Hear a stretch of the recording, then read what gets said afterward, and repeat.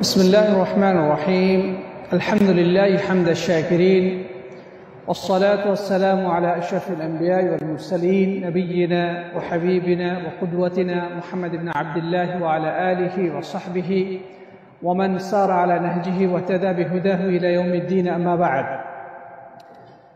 যাবতীয় প্রশংসা ও গুণগান হামদ এবং তারিফ সেই মহান অধিপতি সৃষ্টিকর্তা লালনকারী পালনকারী জীবনদাতা মৃত্যুদাতা রিজিকদাতা এই আসমান জমিনের একচ্ছত্র নিয়ন্ত্রক পরিচালক মহান আল্লাহ সুবহানাহু ওয়া তাআলা নিমিত্তে আমরা হৃদয়ের সবটুকু তাজিম মিশিয়ে কালিমাতুশ শুকর তথা কৃতজ্ঞতা বাণী উচ্চারণ করি, সকলেই পড়ি আলহামদুলিল্লাহ।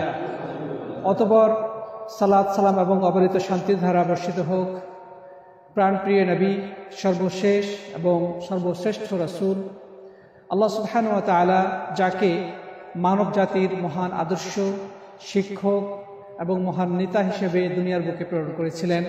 আসুন আমরা সেই আখেরি নবী, আমাদের প্রাণপ্রিয় নবী মুহাম্মদ রাসূলুল্লাহ সাল্লাল্লাহু আলাইহি ওয়াসাল্লামের প্রতি হৃদয়ের সবটুকু ভালোবাসা উজাড় করে সালাত ও সালাম পেশ করি, পড়ি সাল্লাল্লাহু আলাইহি ওয়াসাল্লাম।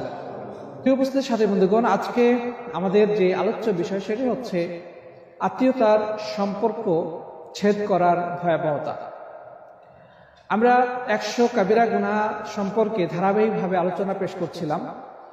তো সেই আলোচনার ধারাবাহিকতায় আজকে আমরা যে বিষয়টা নিয়ে আলোকপাত করার চেষ্টা করব সেটি হচ্ছে আমাদের যারা রক্ত সম্পর্কীয় আত্মীয় স্বজন রয়েছে তাদের থেকে সম্পর্ক ছেদ করার ইসলামের দৃষ্টিতে এর হুকুম কি, এই সম্পর্ক রাখার ফজিলত কি এবং এই সম্পর্ক ছেদ করার ভয়াবহতা বা গুনাহ কেমন সেটি ইনশাআল্লাহ আজকে আমরা আলোকপাত করার চেষ্টা করব। প্রিয় বন্ধুগণ, ইসলাম একটি অত্যন্ত চমৎকার জীবন আদর্শের নাম, যা মানুষকে সামাজিকতা শেখায়, যা মানুষকে একে অপরের সাথে সুসম্পর্ক তৈরি করতে শেখায়, পারস্পরিক ভালোবাসা, ভ্রাতৃত্ববোধ, সৌহার্দ্য এবং সম্প্রীতি শেখায়, আত্মীয় স্বজনের সাথে সুসম্পর্ক রক্ষা করতে উৎসাহিত করে এবং তাদের থেকে সম্পর্ক ছেদ করার ব্যাপারে সতর্ক করা হয়েছে। এবং কোরআন হাদিসে এই যে রক্ত সম্পর্কে আত্মীয় স্বজন রয়েছে তাদের সাথে সুসম্পর্কের অনেক ফজিলত বর্ণনা করা হয়েছে এবং এই সম্পর্ক ছেদ করার ব্যাপারে অনেক কঠোর কথাবার্তা বা ভয়াবহতা বলা হয়েছে। আমরা আসুন সেগুলো দেখার চেষ্টা করি। প্রিয় বন্ধুগণ, আমরা মানুষ সামাজিক জীব, আমরা গোষ্ঠীবদ্ধভাবে জীবনযাপন করতে পছন্দ করি। মানুষ একাকী নির্জনে বসবাস করতে পারে না, এটা মানুষের জন্য শোভনীয় নয়। মানুষ তার সমাজে বসবাস করবে এবং সাধারণত মানুষ তার জ্ঞাতি গোষ্ঠী বা আত্মীয় স্বজন এদের সাথে একসাথে সংঘবদ্ধভাবে থাকতে পছন্দ করে, কারণ মানুষ যে কোনো সময় একে অপরের মুখাপেক্ষী হয়। কোনো সমস্যা ঘটলে আমাদের যারা একেবারে নিকটজন তারাই কিন্তু সবার আগে আমাদেরকে সাহায্যের জন্য ছুটে আসে এবং এটা ইসলামের দৃষ্টিতে যেমন অপরিহার্য, তেমনি সামাজিকভাবেও এই বিষয়টি খুবই স্বীকৃত এবং এটা সামাজিকতা বা রক্তের সম্পর্কের দাবি। প্রিয় বন্ধুগণ, আত্মীয়তার সাথে সম্পর্ক রাখা বলতে আমরা কি বুঝি? আমরা এই সম্পর্ক দ্বারা বুঝি আমাদের বাবা মা, ভাই বোন এবং বাবা মার ঊর্ধ্বতন পুরুষ যারা আছেন, যেমন বাবার দিক থেকে আমরা যদি দেখি দাদা বা তার পিতা, যেটাকে আমরা বলি পরদাদা, এভাবে ঊর্ধ্বতন যে পুরুষগণ রয়েছে। অনুরূপভাবে বাবার সমতুল্য হচ্ছে চাচা। অনুরূপভাবে মায়ের দিক থেকে নানা হচ্ছে আমাদের রক্ত সম্পর্কীয় বা তার পূর্বপুরুষ যারা, তারা সবই রক্ত সম্পর্কীয়। ঠিক অনুরূপভাবে মায়ের যে ভাই বোন রয়েছে অর্থাৎ আমাদের মামা, তারাও আমাদের রক্ত সম্পর্কীয়। আবার তাদের যারা শাখা প্রশাখা তারাও আমাদের রক্ত সম্পর্কীয়। যেমন মামার দিক থেকে মামাতো ভাই বোন বা তাদের সন্তান সন্ততি যারা, তারা কিন্তু সবাই রক্তের সম্পর্কীয়। অনুরূপভাবে চাচা যেমন রক্ত সম্পর্কীয়, তাদের যে শাখা প্রশাখা রয়েছে অর্থাৎ চাচাতো ভাই, চাচাতো বোন এবং তাদের থেকে যে সমস্ত সন্তান সন্ততি আসবে তারা সবাই রক্ত সম্পর্কীয়। ঠিক অনুরূপভাবে মায়ের বোন অর্থাৎ খালা এবং তাদের যে সন্তান সন্ততি তারা আমাদের রক্ত সম্পর্কীয়। অনুরূপভাবে বাবার যে বোন অর্থাৎ ফুফু, ফুফুর যে সন্তান সন্ততি তারা কিন্তু আমাদের কি রক্ত সম্পর্কীয়। রক্ত সম্পর্কে আত্মীয় বলতে আমরা কাদেরকে বুঝি? বাবা এবং মা এবং তাদের ঊর্ধ্বপুরুষ এবং তাদের থেকে যে সকল সন্তান সন্ততি এসেছে, মায়ের দিক থেকেও এবং বাবার দিক থেকে উভয় পক্ষ থেকেই যে সমস্ত সন্তান সন্ততি তারা সবই আমাদের রক্ত সম্পর্কীয়। এখানে দেখেন ফুফা এবং খালু, ফুফা এবং খালু তারা কি আমাদের রক্ত সম্পর্কীয়? না। ফুফু রক্ত সম্পর্কীয় কিন্তু ফুফা রক্ত সম্পর্কীয় নয়। খালা রক্ত সম্পর্কীয় কিন্তু খালু রক্ত সম্পর্কীয় নয়। তিনি বাইরে থেকে আসা একজন মানুষ, ফুফাও বাইরে থেকে আসা একজন মানুষ। আমার খালার সাথে বিয়ে হয়েছে, বাবার ফুফুর সাথে বিয়ে হয়েছে, তার কারণে তার একটা সম্পর্ক তৈরি হয়েছে, কিন্তু রক্তের কোনো সম্পর্ক নাই। কিন্তু চাচা রক্ত সম্পর্কীয়, চাচা তো ভাই বোন রক্ত সম্পর্কীয়। খালার যে সন্তানগণ আছে তারাও রক্ত সম্পর্কীয়, অর্থাৎ খালাতো ভাই বোন, খালার যে সন্তানগণ রয়েছে তারাও রক্ত সম্পর্কীয়। অনুরূপভাবে মামা যেমন রক্ত সম্পর্কীয়, মামার যে সন্তান সন্ততিগণ রয়েছে অর্থাৎ মামাতো ভাই বোন তারাও কি রক্ত সম্পর্কীয়। দাদা, দাদার যে বাবা, নানা, নানার যে বাবা, এরা সবাই আমাদের ব্লাড কানেক্টেড বা রক্ত সম্পর্কীয়। ঠিক একইভাবে আমরা আরো দেখি আমাদের যে ভাইয়েরা রয়েছে অর্থাৎ বাবা মার থেকে যারা আসছেন, বাবা মার শাখা প্রশাখা মানে আমাদের ভাই বোন, তারা আমাদের ঘনিষ্ঠ রক্ত সম্পর্কীয়। বাবা মা যেমন ঘনিষ্ঠ রক্ত সম্পর্কীয়, ভাই বোন হচ্ছে আমাদের ঘনিষ্ঠ রক্ত সম্পর্কীয়। আবার এই ভাই বোনদের থেকে যে সমস্ত শাখা প্রশাখা বের হয়েছে তারাও আমাদের সবাই কি রক্ত সম্পর্কীয়। যেমন ভাইয়ের যত সন্তান সন্ততি, ছেলে হোক মেয়ে হোক, অথবা তাদের থেকে যারা আবার আসবে নিচের দিকে পরবর্তী প্রজন্ম, সবাই আমার রক্তের সাথে সম্পর্ক। মানে আমার ভাতিজা ভাতিজি বা ভাতিজা ভাতিজির যারা বাচ্চা কাচ্চা তারা কিন্তু সবাই কি আমার রক্তের সম্পর্কীয়। অনুরূপভাবে বোনের সন্তান সন্ততি তারাও রক্ত সম্পর্কীয়।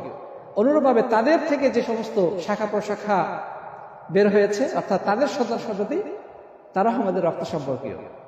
এখানে বোনের যে স্বামী অর্থাৎ আমাদের দুলাভাই বা ভগ্নিপতি, সে কি আমাদের রক্ত সম্পর্কীয়?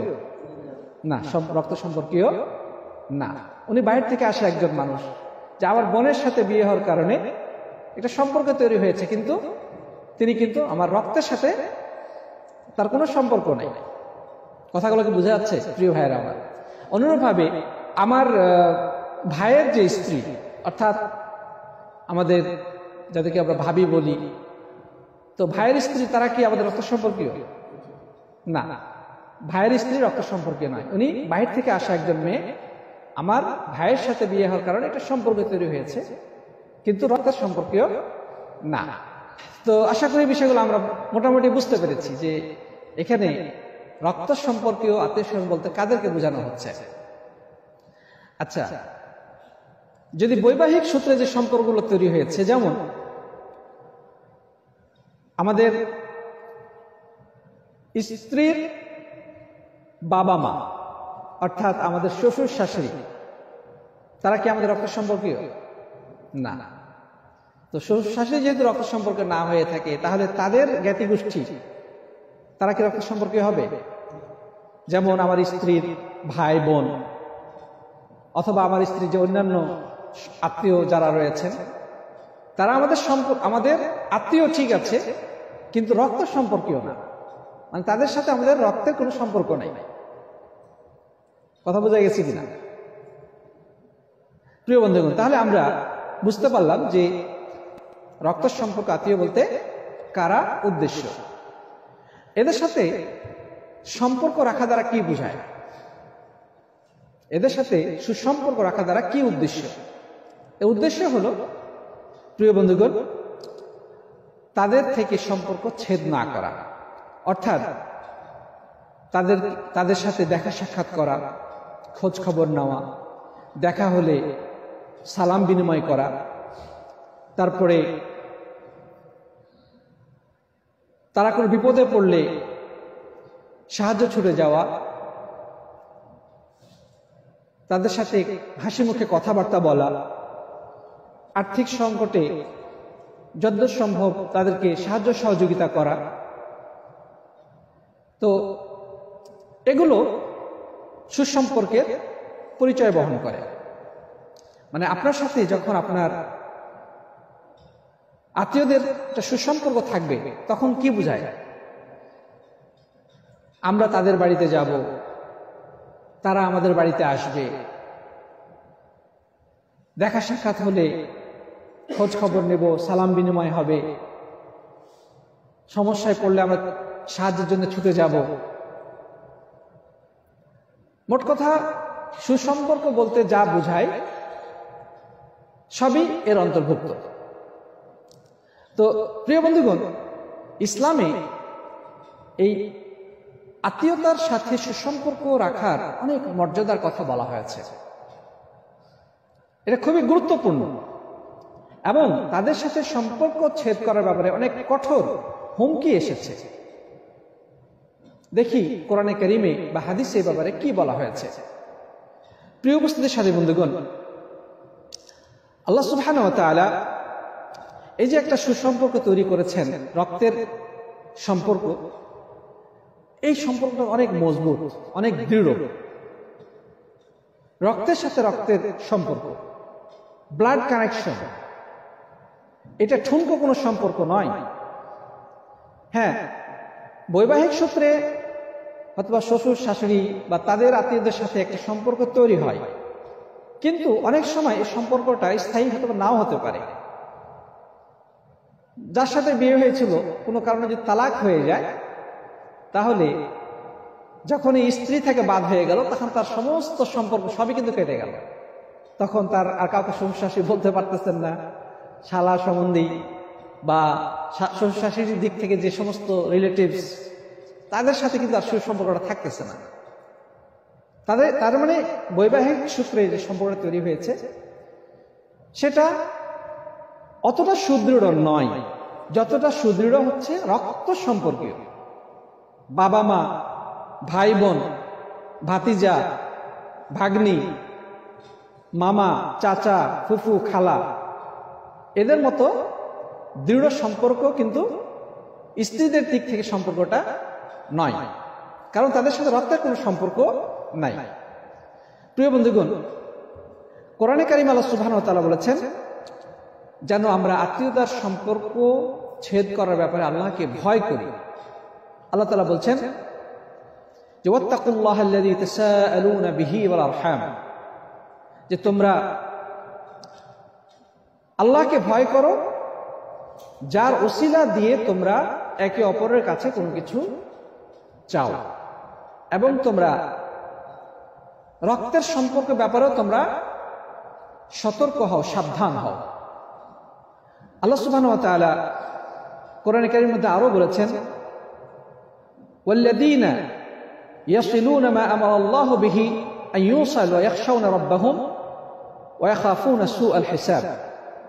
আল্লাহ তাআলা ঈমানদারদের প্রশংসা করে বলছেন যে যে সমস্ত মানুষ আল্লাহ তাআলা যে সম্পর্ককে রাখতে বলেছেন সে সম্পর্ককে অটুট রাখে এবং তাদের প্রতিপালককে ভয় করে এবং কিয়ামতের দিন যখন বিচার আচার করা হবে মানুষের, তখন তাদের কুপরিণতিকে যারা কি করে, ভয় করে। তা আল্লাহ সুবহানাহু ওয়া তাআলা এখানে মুমিনদের প্রশংসা করতে গিয়ে বলেছেন, যারা আল্লাহ তাআলা যে সম্পর্ককে রাখতে বা যে সুসম্পর্ক প্রতিষ্ঠিত রাখার নির্দেশ দিয়েছেন সেই সুসম্পর্ক তারা রেখে চলে, সুসম্পর্ক রাখে এবং আল্লাহকে ভয় করে। আল্লাহ সুবহানাহু ওয়া তাআলা আরো বলছেন, ওয়াল্লাযীনা ইয়ানকুযুনা আহদাল্লাহি মিন বা'দি মিসাকিহি, যে সমস্ত মানুষ আল্লাহর সাথে কৃত অঙ্গীকারকে ছিন্ন ভিন্ন করে দেয় এবং আল্লাহ তাআলা যে সম্পর্ক রাখতে বলেছেন সে সম্পর্ক কেটে দেয় এবং আল্লাহর জমিনে ফাসাদ সৃষ্টি করে, বিশৃঙ্খলা তৈরি করে, উলাইকা লাহুমুল লা'নাতু ওয়া লাহুম সুউদ দার, তাদের উপরেই লানত এবং অভিসম্পদ বর্ষিত হবে এবং কিয়ামতের অত্যন্ত কুপরিণতি তাদের জন্য অপেক্ষা করছে। তারা আল্লাহ তাআলা যে সম্পর্ককে অটুট রাখতে বলেছেন সেই সম্পর্ককে যারা কেটে দেয়, মানে আত্মীয়তার সম্পর্ককে যারা ছেদ করে, তাদের উপরে আল্লাহর লানত বর্ষিত হবে এবং তাদের জন্য আখিরাতের কঠিন পরিণতি, মন্দ পরিণতি অপেক্ষা করছে।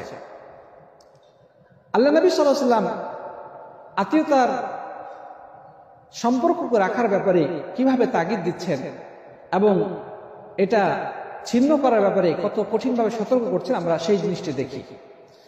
আবু হুরায়রা রাদিয়াল্লাহু তাআলা থেকে বর্ণিত হয়েছে, রাসূল করিম সাল্লাল্লাহু আলাইহি ওয়াসাল্লাম বলেছেন, মান কানা ইউমিনু বিল্লাহি ওয়াল ইয়াউমিল আখির ফালইউকরিম দাইফাহ, যে কেউ যদি আল্লাহ এবং আখিরাতে বিশ্বাস রাখে সে যেন তার মেহমানকে সম্মান করে। ওমান কানা ইউমিনু বিল্লাহি ওয়াল ইয়াউমিল আখির ফালইয়াসির রাহিমা, আর কেউ যদি আল্লাহ এবং আখিরাতে বিশ্বাস রাখে সে যেন তার রক্ত সম্পর্কীয় আত্মীয়দের সাথে সুসম্পর্ক বজায় রাখে। সুবহানাল্লাহ। তাহলে যে ব্যক্তি আল্লাহকে বিশ্বাস করে এবং আখিরাতকে বিশ্বাস করে তার জন্য অপরিহার্য হচ্ছে রক্ত সম্পর্কীয় আত্মীয় স্বজনের সাথে যেন সুসম্পর্ক বজায় রাখে, এটা তার জন্য অপরিহার্য। ওমান কানা ইউমিনু বিল্লাহি ওয়াল ইয়াউমিল আখির ফালইয়াকুল খায়রান আও লিয়াসমুত, অনুরূপভাবে কেউ যদি আল্লাহর প্রতি এবং আখিরাতের প্রতি বিশ্বাস রাখে সে যেন হয় ভালো কথা বলে অথবা চুপ থাকে। কথা বললে ভালো কথা বলবেন অথবা নীরবতা অবলম্বন করবেন। অযথা বিনা প্রয়োজনে বকর বকর করা ঠিক না। ফেরেশতা মণ্ডলী আমাদের প্রত্যেকটা কথা রেকর্ড করেন। মা ইয়ালফিযু মিন কাওলিন ইল্লা লাদাইহি রাকিবুন আতীদ, মানুষ যেই কথাই মুখ দিয়ে উচ্চারণ করে না কেন সদা প্রস্তুত অতন্দ্র প্রহরী ফেরেশতা সেটা সংরক্ষণ করে নেয়। তাহলে আমাদের উচিত মনে যা আসে তাই বলে ফেলা নাকি? আমাদের উচিত আমাদের জিহ্বাটাকে কন্ট্রোল করা, যখন যেটা প্রয়োজন তখন সেটা বলা। হয় ভালো কথা বলবেন, দুনিয়াবি উপকারী কথা বলবেন অথবা আখিরাতের উপকারী কথা বলবেন, কিন্তু খবরদার অযথা নিষ্প্রয়োজনীয় কথা মুখ দিয়ে যেন উচ্চারিত না হয়, ব্যাপারে আমাদেরকে সতর্ক হতে হবে। প্রিয় বন্ধুগণ, তো যাই হোক, এই হাদিসের মধ্যে যেটা পেলাম যে কেউ যদি আল্লাহকে এবং আখিরাতে বিশ্বাস রাখে তার উচিত তার আত্মীয় স্বজনের সাথে বা রক্ত সম্পর্কীয় আত্মীয় স্বজনের সাথে সুসম্পর্ক বজায় রাখে। আল্লাহ নবী সাল্লাল্লাহু আলাইহি ওয়াসাল্লাম আরো বলেছেন, এর ফজিলত বর্ণনা করেছেন এভাবে, আন আনাস বিন মালিক রাদিয়াল্লাহু তাআলা আনহু, প্রখ্যাত সাহাবী আল্লাহ রাসূল সাল্লাল্লাহু আলাইহি ওয়াসাল্লামের খাদিম আনাস বিন মালিক রাদিয়াল্লাহু তাআলা আনহু বলছেন যে রাসূল করিম সাল্লাল্লাহু আলাইহি ওয়াসাল্লাম ইরশাদ করেছেন যে মান আহাব্বা আন ইউবসাতা ফি রিজকিহি ওয়া ইউনসা লাহু ফি আসারিহি ফালইয়াসিল রাহিমাহ, যে কেউ যদি চায় যে তার রিজিক প্রশস্ত করা হোক, মানে তার রিজিকে বরকত দান করা হোক এবং তার বয়স বৃদ্ধি করা হোক, তাহলে সে যেন তার রক্ত সম্পর্কীয় আত্মীয়দের সাথে সুসম্পর্ক বজায় রাখে। প্রিয় বন্ধুগণ, তাহলে এই হাদিস থেকে আমরা যেটা পেলাম যে কেউ যদি চায় যে আল্লাহ তাআলা তার রুজি রোজগারে, কামাইতে, অর্থ সম্পদে বরকত দান করুক, সে যেন তার রক্ত সম্পর্কের লোকদের সাথে ভালো সম্পর্ক রাখে। অনুরূপভাবে কেউ যদি চায় যে তার মৃত্যুর পরেও তার ব্যাপারে সমাজে তার সুন্দর বিষয়গুলো মানুষের মধ্যে জাগ্রত থাকুক, তাকে মানুষ স্মরণ করুক, এটাকে বলা হয়েছে বয়স বৃদ্ধি। মরে যাওয়ার পরেও মানুষ অমর থেকে যায়। মানুষ মারা যায়, কিন্তু মারা যাওয়ার পরেও মানুষের মধ্যে তার প্রশংসা, তার সুকীর্তিগুলোর আলোচনা থেকে যায়। তো কেউ যদি এমনটি অর্জন করতে চায়, তাহলে সে যেন তার রক্ত সম্পর্কীয় আত্মীয়দের সাথে সুসম্পর্ক বজায় রাখে। প্রিয় ভাইয়েরা আমার, আসলে মানুষের সাথে আপনার যত সুসম্পর্ক থাকবে, দেখবেন আপনি যে কোনো ক্ষেত্রে, ব্যবসা বাণিজ্য বলেন, আয় ইনকাম বলেন, চাকরি বাকরি বলেন, সকল ক্ষেত্রেই আপনি কিন্তু লাভবান হবেন। মানুষের সাথে যত ভালো সম্পর্ক থাকবে আপনার, বিভিন্ন জায়গা থেকে আপনি সহায়তা পাবেন। সবার সাথে খারাপ ব্যবহার করবেন, আছে না কিছু মানুষ আছে সবার সাথে খারাপ ব্যবহার। যদি মানুষের সাথে খারাপ ব্যবহার করেন, আপনি কোথা থেকে হেল্প পাবেন না, সবাই আপনাকে দেখে দূরে সরে থাকবে, আপনার বিপদে কেউ ছুটে আসবে না। তো বিশেষ করে আপনার আত্মীয় স্বজন যারা আছে, রক্ত সম্পর্কীয় আত্মীয়, এদের সাথে আপনি সুসম্পর্ক বজায় রাখেন, দেখবেন যে আল্লাহ তাআলা আপনার আইনকে আমি বরকত দিচ্ছেন, আপনার রিজিকের মধ্যে আপনি বরকত পাচ্ছেন, আপনার সবকিছুতেই সহায়তা পাচ্ছেন। এটা স্বাভাবিক। অনুরূপভাবে আপনি তাদের সাথে ভালো সম্পর্ক বজায় রাখেন, আপনি মারা গেলেও আপনার ভালো গুণগুলো তারা কিন্তু আলোচনা করবে। খারাপ লোক মরে গেলে এলাকাবাসী কেন, নিজের বাবা পর্যন্ত খুশি হয় যে শয়তানটা দুনিয়া থেকে গেছে, তো মানে শান্তি পেয়েছে। আবার ভালো সম্পর্ক রাখেন, সবাই আপনার ভালো গুণগুলোকে আলোচনা করবে। অমুক একজন ব্যক্তি ছিল, আমাদের মাঝে যতদিন ছিল আমাদের মনটা ভরে থাকত, তার সুন্দর ব্যবহার, তার হাসি, তার কথাবার্তা কত ভালো লাগতো, কতভাবে সাহায্য করতো মানুষকে, সুপরামর্শ দিত, ভালো কথা শোনাতো। মারা যাওয়ার পরেও সে কিন্তু মানুষের মাঝে থেকে গিয়েছে, তার সুকীর্তিগুলো মানুষ আলোচনা করবে। আমাদের চেষ্টা করতে হবে সব মানুষের সাথে সুসম্পর্ক বজায় রাখার, ভালো সম্পর্ক রাখার। বিশেষ করে নিজের যারা একেবারে জ্ঞাতি গোষ্ঠী, রক্তের সম্পর্ক, এদের সাথে আমাদেরকে সুসম্পর্ক আরো বেশি করে বজায় রাখতে হবে। কিন্তু বাস্তবতা আমাদের কিন্তু উল্টা। এখন আমাদের অবস্থা হয়ে গেছে, অন্যান্য মানুষের সাথে আমাদের খুব ভালো সম্পর্ক, কিন্তু যাদের সাথে ভালো সম্পর্ক থাকার কথা ছিল, অর্থাৎ একেবারে জ্ঞাতি গোষ্ঠী, এদের সাথেই মারামারি, কাটাকাটি, পিটাপিটি, কেস, মামলা, মোকদ্দমা। আল্লাহ নবী সাল্লাল্লাহু আলাইহি ওয়াসাল্লাম বলেছেন, হাদিসটা বর্ণনা করেছেন আব্দুল্লাহ ইবনে আমর রাদিয়াল্লাহু তাআলা আনহু, যে প্রকৃত সুসম্পর্ক রাখা ওইটা নয় যে অপরপক্ষ সুসম্পর্ক রাখছে বিধায় আপনি তার প্রতিদান হিসেবে সুসম্পর্ক রাখছেন। এটা প্রকৃত সুসম্পর্ক নয়। মানে প্রতিদান হিসেবে সুসম্পর্ক রাখতেছেন, সে রাখতেছে বিধায় আমিও রাখতেছি, এটা কিন্তু প্রকৃত সুসম্পর্ক নয়। বরং প্রকৃত সুসম্পর্কটা হচ্ছে যে সে যদি সম্পর্ক নষ্ট করতে চায়, কিন্তু আপনি সেটা ধরে রাখেন। মানে সে দেখলে আপনাকে সালাম দেয় না, মুখ ফিরিয়ে চলে, আপনার ক্ষতি করার চেষ্টা করে, কিন্তু আপনি এত কিছু জানার পরেও চরম ধৈর্যের পরিচয় দেন, বরং আপনি দেখা হলে তাকে সালাম দেন, খোঁজ খবর নেন, তার বাড়িতে মাঝে মাঝে বেড়াতে যান, বিপদে পড়লে আপনি তাকে আর্থিকভাবে সহায়তা করেন। এটা হচ্ছে প্রকৃত সুসম্পর্ক।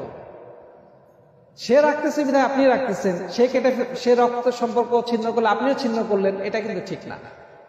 চেষ্টা করতে হবে তার সাথে সম্পর্ক রাখার। তবে হ্যাঁ, যদি এমন হয় যে সে আপনার ক্ষতি করতেছে, সে সবসময় আপনার পিছনে লেগে আছে, শত্রুতা করতেছে, আপনি অনেকভাবে চেষ্টা করেছেন তার সাথে সুসম্পর্ক রাখার, নানাভাবে আপনি সম্পর্ক নষ্ট যেন না হয় সেই চেষ্টাটা করে গিয়েছেন, কিন্তু অপরপক্ষ আপনার ক্ষতি করতেছে, তখন আপনি কি করবেন? এই ক্ষেত্রে জায়েজ রয়েছে কিছুটা দূরত্ব বজায় রাখা। মানে সে যদি ক্ষতি করে তো নিজেকে তো বাঁচতে হবে, আপনার পিছনে এসে লেগে আছে, আপনার শত্রুতা করতেছে, এখন আপনি কি করবেন? আপনাকে তো নিজেকে আগে আত্মরক্ষা করতে হবে নাকি? তো সেই ক্ষেত্রে আপনি যদি কিছুটা এড়িয়ে চলেন তাকে, অর্থাৎ তার থেকে নিজেকে একটু দূরে রাখেন, সেভে রাখেন, এতে কোনো অসুবিধা নেই। নবী সাল্লাল্লাহু আলাইহি সাল্লাম বলেছেন যে সবচেয়ে নিকৃষ্ট ওই ব্যক্তি যে যার ক্ষতির আশঙ্কায় মানুষ তার থেকে দূরে থাকে। কিন্তু প্রথম পর্যায়ে আপনার জন্য যেটা করণীয়, সুসম্পর্ক বজায় রাখার চেষ্টা করে যাওয়া যতদূর সম্ভব। কিন্তু যদি না পারেন, আপনার বরঞ্চ ক্ষতি হয়ে যায়, তার নিজেকে সেভ রাখার স্বার্থে তাকে আপনি এড়িয়ে চলবেন, সাময়িকভাবে এড়িয়ে চলবেন। প্রিয় বন্ধুগণ, আল্লাহ নবী সাল্লাল্লাহু আলাইহি ওয়াসাল্লাম আরো বলেছেন যে কেউ যদি আত্মীয়দের সাথে সম্পর্ক ছেদ করে তা দুনিয়াতেই শাস্তি পেতে হবে। আখিরাতে শাস্তি তো রয়েছেই, দুনিয়াতেই তার জন্য শাস্তি রয়েছে। আল্লাহ রাসূল সাল্লাল্লাহু আলাইহি ওয়াসাল্লাম বলছেন, মা মিন যামবিন আজদারু আন ইউআজ্জিলাল্লাহু বিসাহিবিহি বিল উকুবা ফিদ দুনিয়া মা মা ইউদাখিরু লাহু ফিল আখিরাহ মিনাল বাগি ওয়া কাতিয়াতুর রাহিম। যে দুনিয়াতে এমন কোন গুনাহ নেই যার শাস্তি দুনিয়াতেই অগ্রিম দেওয়া হবে বা দেওয়ার উপযুক্ত, আখিরাতে যা জমা রেখেছেন সেটার সাথে। আখিরাতে শাস্তি তার জন্য জমা রাখা আছে, সেটার পাশাপাশি দুনিয়াতেই শাস্তিটাকে অগ্রিম দেওয়া হবে।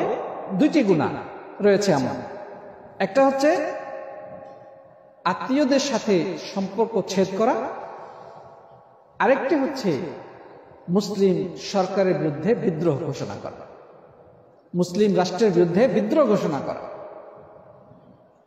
যদি কেউ এই দুটি অপরাধ করে, আখিরাতে তার জন্য শাস্তি তো অবশ্যই রেডি করা আছেই, দুনিয়াতে সে শাস্তি পেয়ে যাবে। সরকার তাকে ধরে জেলখানায় বন্দী করবে, অথবা তার মালামাল ক্রয় করে নিয়ে যাবে, তার উপরে জরিমানা করবে, নানা ধরনের শাস্তি আসতে পারে। অনুরূপভাবে আত্মীয়দের সাথে সম্পর্ক যদি আপনি ছেদ করেন, দেখবেন যে নানা ক্ষেত্রে আপনি বিপদগ্রস্ত হবেন। দুনিয়াতেও শাস্তি রয়েছে, আখিরাতে শাস্তি তো আল্লাহ তাআলা জমা রেখেছেন। প্রিয় বন্ধুগণ, আল্লাহ নবী সাল্লাল্লাহু আলাইহি ওয়াসাল্লাম বলেছেন, লা ইয়াহিল্লু লিল মুসলিমিন আন ইয়াহজুরা আখাহু ফাওকা সালাস ফামান হাজারা ফাওকা সালাসিন ফামাতা দাখালা আন-নার। কোন মুসলিমের জন্য তার ভাইয়ের সাথে 3 দিনের বেশি সম্পর্ক ছেদ করে রাখা জায়েজ নেই।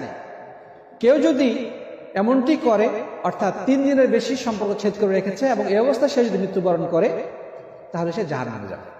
এই হাদিসটি মিশকাতুল মাসাবিহ কিতাবে এসেছে এবং আল্লামা আলবানী রাহিমাহুল্লাহ সহিহ বলেছেন। আরেকটি হাদিস রয়েছে, নবী আকরাম সাল্লাল্লাহু আলাইহি ওয়াসাল্লাম বলেছেন, মান হাজারা আখাহু সানা ফাহুয়া কাসাফকি দামি। কেউ যদি দীর্ঘ 1 বছর তার কোনো ভাইয়ের সাথে সম্পর্ক ছেদ করে রাখে, তাহলে এটি তার রক্ত প্রবাহের সমান, মানে তাকে সে যেন হত্যা করে ফেলবে, তার রক্তপাত ঘটালো, এটিও শেখ আলবানী রাহিমাহুল্লাহ সহিহুল জামি কিতাবে উল্লেখ করেছেন। তারপরে প্রিয় বন্ধুগণ, আরেকটি হাদিস রয়েছে, আল্লাহ নবী সাল্লাল্লাহু আলাইহি ওয়াসাল্লাম বলেছেন, ইন্না আমাল বনি আদম তু'রাদু আলাল্লাহি তাআলা আশিয়াতা কুল্লি খামিসিন লাইলাতাল জুমআহ, যে আল্লাহ তাআলার নিকটে বান্দার আমলগুলো বৃহস্পতিবার দিবাগত শুক্রবার রাত্রে উপস্থাপন করা হয়। তো ফালা ইউকবালু আমালু কাতিউ রাহিম, যে ব্যক্তি আত্মীয়তার সম্পর্ক ছেদ করেছে আল্লাহ তাআলা তার আমল কবুল করেন না। এটি মুসনাদ আহমদে বর্ণিত হয়েছে। প্রিয় বন্ধুগণ, তাহলে আমরা যদি চাই যে আমাদের আমলগুলো আল্লাহ তাআলা কবুল করুন, তাহলে আমাদের উচিত আমাদের মাঝে সংশোধন করে নেওয়া। যদি কোনো কারণে রাগ, গোসা, মান অভিমান থেকে থাকে, তাহলে অনতি বিলম্বে আমাদের আত্মীয়দের সাথে সেগুলো সমাধান করে নেওয়া। কারো দাবি দেওয়া থাকলে সেটা পূরণ করা, কোনো অভিযোগ থাকলে সে অভিযোগটা কিভাবে সমাধান করা যায় সেই চেষ্টা করা, অর্থাৎ নিজেদের মাঝে যতদূর সম্ভব সমাধান করে নেওয়া। কেউ যদি সেটা না করে, তাহলে প্রত্যেক বৃহস্পতিবার দিবাগত রাত্রে অর্থাৎ জুমার রজনীতে আল্লাহ তাআলার নিকটে বান্দার আমলনামাগুলো পেশ করা হয়। কিন্তু এই ধরনের ব্যক্তি যারা আত্মীয় স্বজনের সাথে ভেজাল রাখে, গ্যাঞ্জাম লাগিয়ে রেখেছে এবং এই কারণে সম্পর্ক ছেদ করেছে, তাদের আমলনামা আল্লাহ রাব্বুল আলামিন গ্রহণ করেন না। বিষয়টি কিন্তু খুবই জটিল। তাই আসুন আমরা বিশেষ করে আত্মীয় স্বজনের সাথে সুসম্পর্ক বজায় রাখার জন্য সর্বাত্মক চেষ্টা করি। আরেকটি হাদিস রয়েছে, এই জায়গাতে উল্লেখ না করলেই নয়। নবী সাল্লাল্লাহু আলাইহি ওয়াসাল্লাম বলেছেন যে কেউ যদি 4টি কাজ করে তাহলে সে নিরাপদে জান্নাতে প্রবেশ করতে পারবে। আফশুস সালাম ওয়া আত'ইমুত তাআম ওয়া সিলু বিল আরহাম ওয়া সাল্লু বিল লাইলি ওয়ান নাসু নিয়াম তাদখুলুল জান্নাতা বিসালাম। আল্লাহ নবী সাল্লাল্লাহু আলাইহি ওয়াসাল্লাম বললেন, তোমরা সালামের সম্প্রসারণ ঘটাও, বেশি বেশি সালাম লেনদেন করো এবং তোমরা খাদ্য খাওয়াও। সেটা মানুষকে হতে পারে, পশু পাখি হতে পারে, মুসলিম হতে পারে, অমুসলিম হতে পারে, খাদ্য খাওয়াও। 3 নম্বর, আত্মীয় স্বজনের সাথে সুসম্পর্ক বজায় রাখো। এবং 4 নম্বর, গভীর রাতে যখন মানুষ ঘুমে আচ্ছন্ন থাকে তখন তোমরা তাহাজ্জুদের সালাত আদায় করো। এই 4টি কাজ যদি তোমরা করো, তাদখুলুল জান্নাতা বিসালাম, তোমরা অত্যন্ত নিরাপদে জান্নাতে প্রবেশ করতে পারবে। আল্লাহ তাআলা আমাদের সবাইকে আত্মীয় স্বজনের সাথে সুসম্পর্ক বজায় রেখে চলার তৌফিক দান করুন, আল্লাহুম্মা আমিন। এবং সম্পর্ক নষ্ট হওয়ার যত উপকরণ রয়েছে সেগুলো থেকে আল্লাহ তাআলা আমাদেরকে হেফাজত করুন, বলেন আল্লাহুম্মা আমিন। জাযাকুমুল্লাহু খায়রান। হাদা সাল্লাল্লাহু আলা নবিয়িনা মুহাম্মদ ওয়া আলা আলিহি ওয়া সাহবিহি আজমাইন। জি, প্রশ্ন। ভাই বলেছেন যে বাবা যদি দ্বিতীয় বিবাহ করে তাহলে যে সৎ মা এবং তার যে সন্তানরা হবে তাদের সাথে রক্ত সম্পর্ক আছে কিনা? অবশ্যই রক্ত সম্পর্ক, কারণ আপনার বাবার স্ত্রী এবং বাবার স্ত্রীর গর্ভজাত সন্তান, কথা বোঝা গেছে? সুতরাং তারাও আপনার রক্ত সম্পর্কে। বলেন। খুব সুন্দর একটা প্রশ্ন করেছেন যে ঠিক আছে, রক্ত সম্পর্কীয় আত্মীয়, কিন্তু তারা শিরিক বিদাতে লিপ্ত, পাপাচারে লিপ্ত, নানা ধরনের হারাম কাজের সাথে সম্পর্কিত। এখন তাদেরকে নসিহত করার পরেও তারা সংশোধন হচ্ছে না, তারা ফিরে আসতেছে না। এখন তাদের সাথে আমি কি ধরনের সম্পর্ক বজায় রাখব? এর উত্তর হলো যে আমার আপনার কাজটা কি? কাজ হচ্ছে মানুষের কাছে দ্বীনের দাওয়াত পৌঁছে দেওয়া। ওমা আলাইনা ইল্লাল বালাগ। আমাদের কর্তব্য হবে যে লোকটি খারাপ কাজ করতেছে, শিরক বেদাতে লিপ্ত অথবা বিভিন্ন পাপাচারে লিপ্ত, তাকে সংশোধন করার চেষ্টা করা, তার কাছে কোরআন হাদিসের কথাগুলো পৌঁছিয়ে দেওয়া, সুন্দরভাবে তাকে পৌঁছিয়ে দেওয়া যে ভাই এই কাজটা হারাম, এই কাজটা করা ঠিক না, আপনি ধূমপান করতেছেন, এটা হারাম। মদ পান করা হারাম, জিনা ব্যভিচার হারাম, আপনি তার কাছে জিনিসটা পৌঁছে দেবেন। তাকে মানতে বাধ্য করা আপনার কাজ নয়। সুতরাং আপনি তার সাথে সুসম্পর্ক বজায় রেখে তার নিকটে দাওয়াতি কাজ করবেন, নসিহত করবেন, সংশোধন করার চেষ্টা করবেন। কিন্তু যদি এমন হয় যে সংশোধন করতে গিয়ে নিজেই ক্ষতিগ্রস্ত হয়ে যাচ্ছেন, আপনি তাদের দ্বারা ইফেক্টেড হয়ে যাচ্ছেন, তখন আপনি কি করবেন? যদি তাকে সংশোধন করতে ব্যর্থ হন এবং নিজেই তাদের সাথে সম্পর্ক রাখার কারণে আমল আখলাকের দিক থেকে আপনি ক্ষতিগ্রস্ত হওয়া যাওয়ার আশঙ্কা করেন, তাহলে আপনি তাদের থেকে দূরত্ব বজায় রাখবেন। এই ক্ষেত্রে জরুরি না তাদের সাথে সুসম্পর্ক রাখা, কারণ আপনার ঈমান আখলাক ক্ষতিগ্রস্ত হচ্ছে। সাধারণভাবে তার সাথে আপনি সম্পর্ক রাখবেন, যোগাযোগ রাখবেন, বাড়িতে যাবেন, উপহার দিবেন, বিপদে বলে সাহায্য করবেন, এভাবে তার সাথে সম্পর্ক বজায় রেখে আপনি তাকে নসিহত করা কি করবেন? চেষ্টা করবেন। হাদা সাল্লাল্লাহু আলাইহি ওয়া সাল্লাম মুহাম্মদ ওয়া আলা আলিহি ওয়া সাহবিহি আজমাইন। আসসালামু আলাইকুম ওয়া রাহমাতুল্লাহ।